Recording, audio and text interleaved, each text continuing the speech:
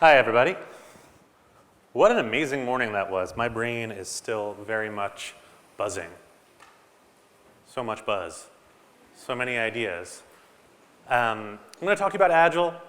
I'm sure many of you have some baggage and trauma around Agile, so hopefully we'll have a chance to unpack some of that during the Q&A.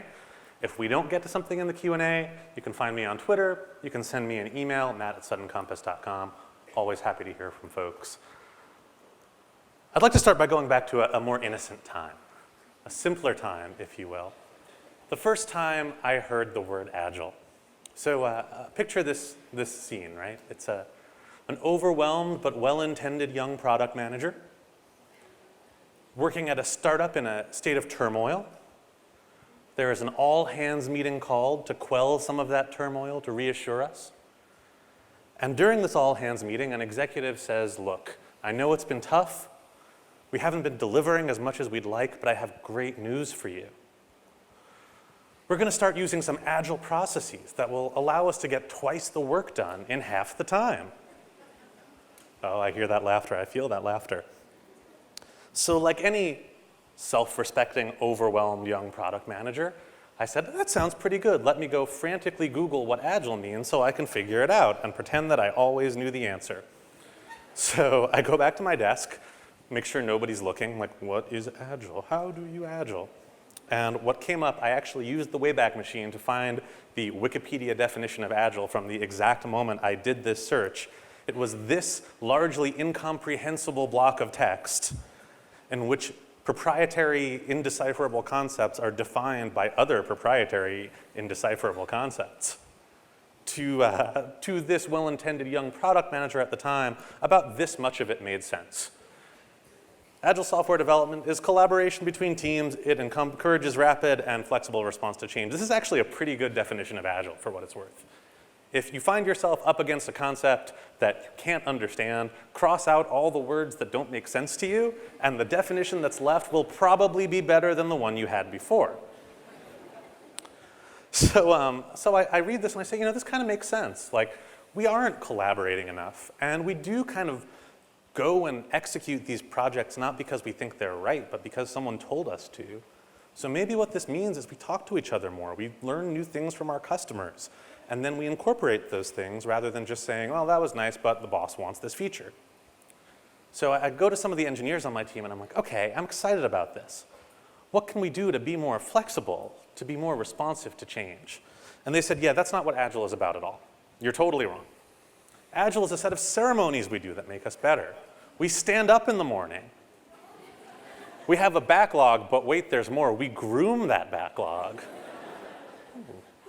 I always imagine a pony and somebody just delicately grooming a pony.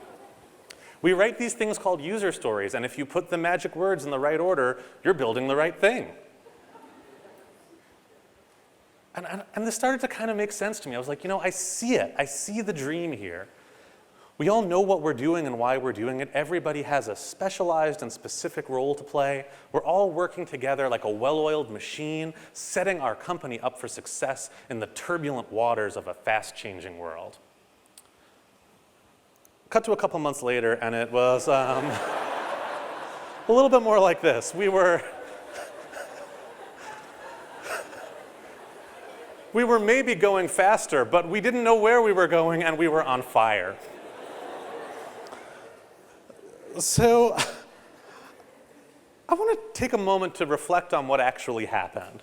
What are the actual things that took place in space-time as we agreed to this? So first, we all agreed to do Agile. And we all kind of understood that Agile had something to do with being fast and being good. But fast and good can mean very different things to different people. So I'd like to share with you some of the things that some people may have meant when they said Agile. See why these might be in conflict with each other in some fundamental ways. So when execs say Agile, it might mean I somehow expect you to do 6 months of work in 2 weeks. That's what Agile means. You take 6 months of work that I tell you to do, and you do it in 2 weeks. Oh, and one more thing. I'm going to change my mind every 10 seconds. Because Agile means flexible, and flexible means that if I want this today and that tomorrow, I somehow get both of these things. For me as a product manager, Agile meant finally I know what I'm supposed to do all day. I had been struggling so much with what am I supposed to actually do to deliver value to our customers? That feels so esoteric. And I was like, I got it. Now I'm like, show up at 10 a.m. for our daily stand-up. Busy, grooming the backlog, writing user stories, doing all the things I have to do. Let's have a retrospective. This was all your fault. Boom, boom, boom, boom, boom. We did Agile. I'm awesome. Meanwhile, our developers were saying, no deadlines anymore, we're Agile. How dare you, sir or madam, ask about deadlines? We're Agile now. Deadlines are waterfall nonsense. So you can already see how well this is going to work, right? When we have the executive saying 6 months and 2 weeks, the engineer saying there are no deadlines anymore, and the PM saying, well, I followed the rules of the process, so not me. Of course, this always gets more complicated when the consultants come on. The Agile consultants. I am an Agile consultant. Who are like, oh yeah, you can actually get 6 years of work done in 10 seconds. You just have to follow this 2-year adoption plan, at which point I will be gone.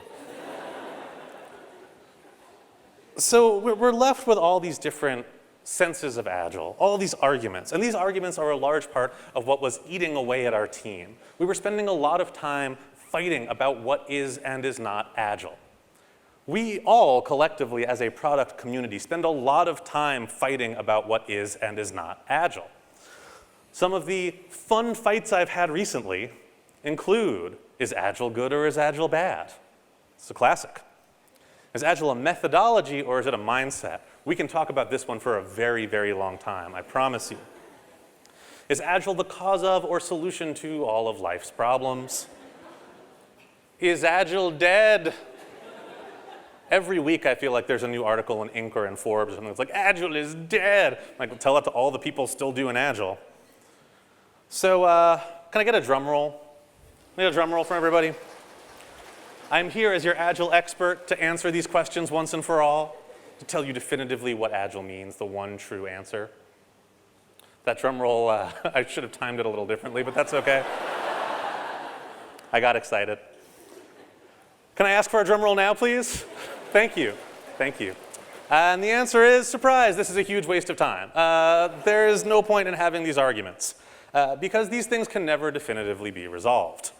Agile is a completely made up thing that 17 people dreamed up on a ski weekend 2 decades ago. Boom. That's the truth about Agile. It's a made up thing. We can debate what it is and what it isn't forever because there is no answer. In a positive way, this is actually what I love about Agile.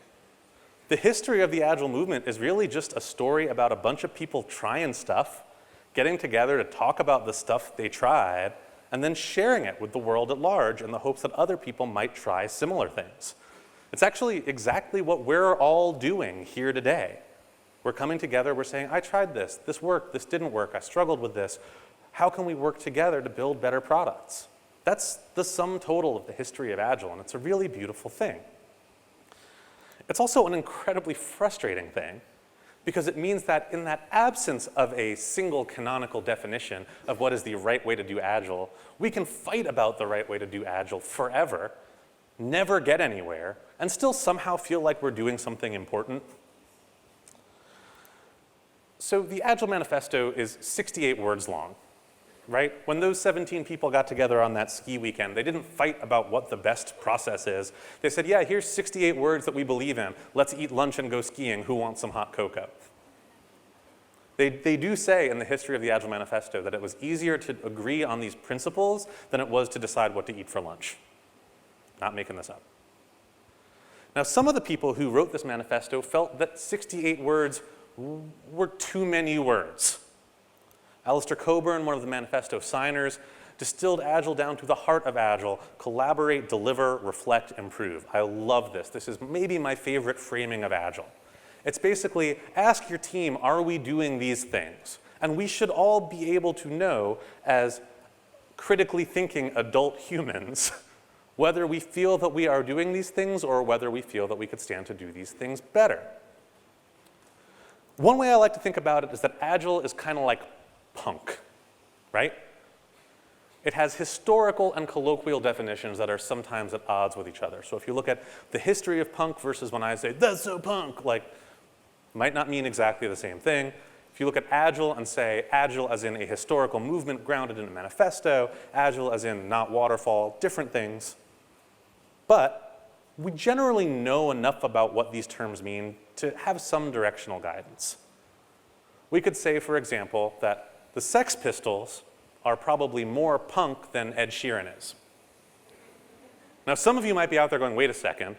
But the Sex Pistols were like this manufactured thing exploiting a cultural moment. Ed Sheeran's just making the music he really cares about. When you really think about it, Ed Sheeran is actually more punk than the Sex Pistols. I'm gonna go write that down right now. If that makes sense to you, you just understood why most Agile consultants are so insufferable. Another thing that is true about both Agile and punk, they seem to be cooler in Europe still. I don't know if anyone here is a subscriber to Business Punk magazine, but it is a real thing. I swear I am not making this up.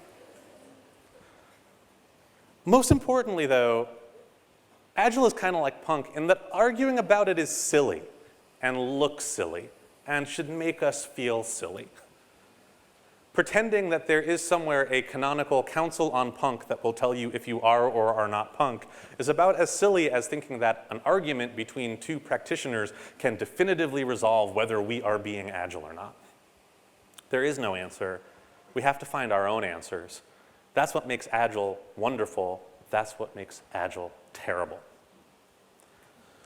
So I want to go back to that daily stand-up, because the daily stand-up is often the first Agile ceremony that teams encounter. And the way they approach it often says a lot about how they are going to adopt Agile ceremonies, Agile practices at large. How many people here have run at least one daily stand-up or have been part of a daily stand-up at least once? How many of you have never been to a daily stand-up? I see no hands. If your hand is up, then treasure this moment.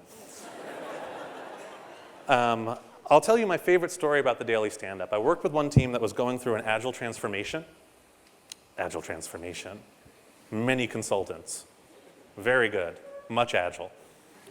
And I said, hey, can I join your stand-up one morning just to see how you operate? And they said, yeah, absolutely. 10 a.m., be on site. I show up. Oh, 10 a.m. Somebody sets a timer for 10 minutes and everyone stands up. I go, oh, I'm sorry, are you waiting for me to go, shh? We're standing up. They stood in silence for 10 minutes. The chime went off. They all sat down and got back to work. I said, okay, this is a new twist. What are we doing here? And they said, well, the Agile consultant said we had to stand up for 10 minutes every morning. Now here's the thing, here's the kicker. We can all laugh about this, but that 10-minute silent stand-up was better than 90% of stand-ups I've been to. Gave me a chance to collect my thoughts. I felt centered. I felt calm. A 10-minute silent meditation is actually not a bad way to start a team's day. When my team was in the process of being and becoming that dumpster garbage truck on fire, the daily stand-up was a big point of contention. It was perhaps the fieriest fire that we created. We were fighting over what we should talk about and what we should do. People weren't showing up. People were rolling their eyes. It kind of felt like a grade school book report where it's like, I wrote 100 lines of code, and they're really good, and I'm working really hard, and leave me alone. I was like, well, I wrote 110 lines of code, and I'm working really hard, so I deserve my job, and I'm really smart. And I was like, cool. I'm a product manager. Somebody tell me what I did. And we went about this, again, no more thoughtfully or deliberately than the team I just talked about, until we started to ask some questions. One of the questions we asked was, what does this practice have to do with Agile principles and values? So in other words, if we pull up that Agile manifesto or that heart of Agile, does that have anything to do with what we're doing right now? It often doesn't. Perhaps the most important question, this goes to the question Chelsea was asking earlier, right? What is the desired outcome of this practice? What do we think is actually going to happen if we start running daily stand-ups? And how will we know if it's working? These are all different specific targeted ways of asking, why are we doing this thing? In Agile for Everybody, I frame this up as the 3 things we need to actually do Agile stuff in a smart way. We need our ways of working, our Agile practices, how we work. We need our Agile principles or values, our North Star, why we're doing this in the first place. And most importantly, we need to pay attention to what actually happens when we do these things. Are there better outcomes for our colleagues and our customers, or are we a garbage truck on fire? And if we are a garbage truck on fire, perhaps we change how we work. Just a thought. So having worked with a few teams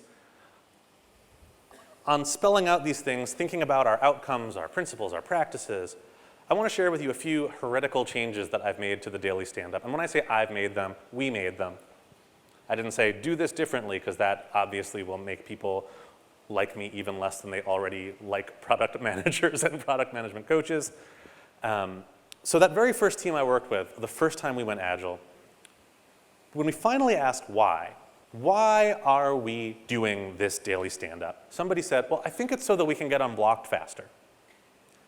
And one of those developers who had not been keen on showing up to the stand-up kind of chuckled a little bit.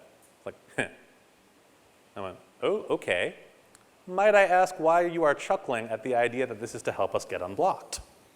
And he said, well, the funny thing is, I've been blocked since 11 a.m. yesterday, but you told me to wait until the stand-up to share my blockers, so that's what the stand-up's for, right? And I was like, damn it, ugh. So we replaced the daily stand-up with a policy that if you're blocked, you just go on Slack and ping the person who's blocking you right away. And guess what? It did the trick. Did what we needed. Turned out that particular team at that particular moment did not need a daily stand-up. We just needed to have a policy of if you're blocked, get unblocked. Another team I worked with, a very different team, we asked the question, what does this have to do with Agile principles and values? And somebody said, you know, I really like this idea of individuals and interactions over processes and tools, because we're people, we're not robots, we're not capacity factories. And I feel like a lot of the trouble we're having as a team is because sometimes I'll show up to work really cranky, my kids kept me up all night, everything's really annoying, and somebody will come to me and say, hey, can you help me in this? I'm like, no, go away. Somebody else said, yeah, you know, there are times when I have a lot of energy and capacity. I show up to work feeling great and I want to help people. I have excess capacity, you have less capacity. How can we find that out early? So they just changed the daily stand-up to be the question, how are you feeling today? This would not work for every team. But for this particular team, it worked really well. It helped them achieve the outcome of better sharing capacity by understanding where everybody was at. I'm going to share with you my favorite change I've made. We're going to go back to those user stories, those excellent, excellent user stories that I love and write all the time. I have mixed feelings about user stories. How many people here write user stories? How many people here have never encountered a user story? Again, if your hand is up, then treasure this incredible moment you have. The idea behind a user story is that if we write out the work we intend to do in a format as a blank, I want to blank so that I can blank, we are more likely to make things that actually solve problems for our users. Seems straightforward enough. The problem is we can make that up as easily as we can make anything else up, right? 90% of user stories I encounter are, as a user, I want to use this awesome feature so that I can use the feature. It's technically a user story, followed the magic words. So one, at times, controversial thing I've done with teams is I've said, okay, what are our success signals? How do we know if user stories are working? Well, if user stories are working, we should be spending more time talking to our users, right? Because we're not making this up. We're not just conjuring out of thin air. As a user, I want to use the feature our VP told us to build so that I can not get in trouble. It's really interesting to see what happens here because, again, this reinforces the idea that it's not just about following the rules of the process. There's a point here. We're trying to achieve a better outcome, and we should be able to measure our success towards that outcome if we ask the question, why are we doing this in the first place? Now, as I have shared these ideas with some people, I have gotten some pushback. That's not how we do things. You cannot change the questions asked in a daily stand-up meeting. And my question, unsurprisingly, is why? Why are we afraid to change things in a movement which is grounded in the notion of continuous change?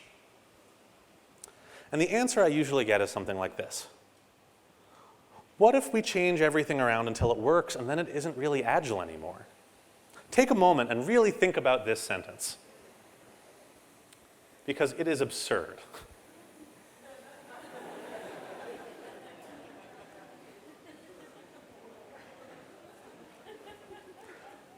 What if we figure out what we're trying to accomplish and experiment with changes to the way we work until we accomplish it?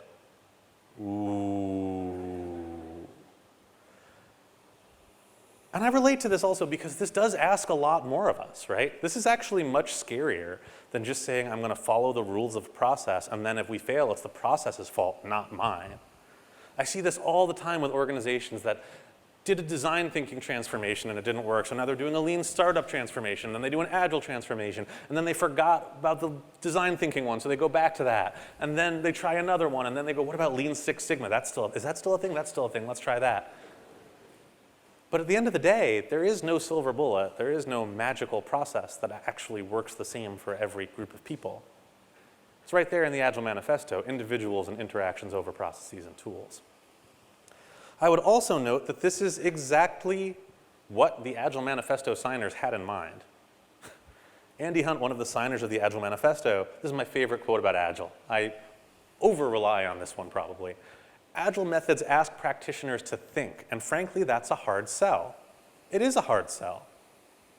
It's a hard sell to go in and say, you have to figure out where you're going, try things out, reflect on whether you're getting closer to where you want to be, and be brave enough collectively to talk about how you're working and change it until it helps you achieve your goals.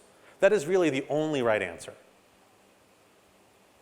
But it sucks as an answer, because it means we've all got to think a lot, communicate a lot, and do some really hard work together. Now, what I find liberating about this, my favorite thing about this approach to Agile, when most teams see this three-way diagram, they say, all right, well, we're starting with the practices. That's the really important part. The way we work is the Agile part, and the other stuff is the fluff. But once it really starts to sink in that our principles and values guide us, our outcomes motivate us and enable us to measure success, practices are where we can have a little fun. The practices are actually the most fungible part of Agile. And we're going to put the fun in fungible together and talk about, how we can actually use these things in a way that's not so heavy and prescriptive, that doesn't give us as many excuses. So I'm going to share with you my favorite story of a thing I've been working on. I'm really excited about this. A non-Agile, Agile practice I've been thinking about working on with teams. And then we're going to do some questions and answers, which I'm really looking forward to. So if we go back to the Agile Manifesto, there is this statement, working software over comprehensive documentation, which I think is actually a profoundly radical statement. If you look at most organizational charts and hierarchies, do the people at the top of the hierarchy make working software, or do they make plans? Ruh-roh, they make plans. This is actually a huge challenge to the way that most organizations operate. And for product managers, it's particularly challenging, because in a lot of cases, the only tangible output we produce is documentation. We're not actually making the working software. We sit on the teams with the people who make the working software and hope that nobody will notice that we didn't make any working software, but we're still actually doing something really valuable. So one of my biggest struggles as a product manager was always to give up this wish to seek out individual recognition by making documentation, by doing stuff, by pointing to a product spec, by pointing to a PowerPoint deck and saying, look at this thing I made. I didn't think I'm valuable. You like me. When I started doing more coaching and consulting, one of the first things I noticed with product teams is that a lot of product managers fall into this trap. It's really psychologically challenging to be in a role where your outputs are ambiguous, are collective, are not something you can point to and say, look at this valuable work I did. Now, as my business partners pointed out, even as I was advising teams to not make big fancy PowerPoint decks, I was still making big fancy PowerPoint decks. I was still going in and saying, all right, we need to really focus on the working software we're building. Here is my beautifully formatted slide deck explaining why spending too much time on PowerPoints is a bad idea. Look how hard I worked. Ha. So in a fit of self-recrimination, well-earned self-recrimination, I wrote up this thing called the 1-page, 1-hour pledge.